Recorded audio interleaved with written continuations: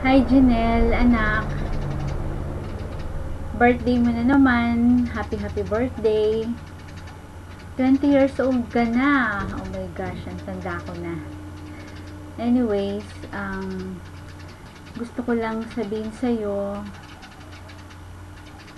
from the bottom of my heart that I'm so thankful, I'm so blessed to have you, anak, as my eldest daughter.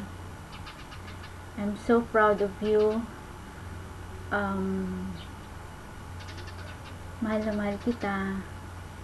Salamat sa pagiging mabuti mong anak, at saka parating andyan ka pag alam mo na medyo depressed at stress at medyo problematic si mami. Alam mo,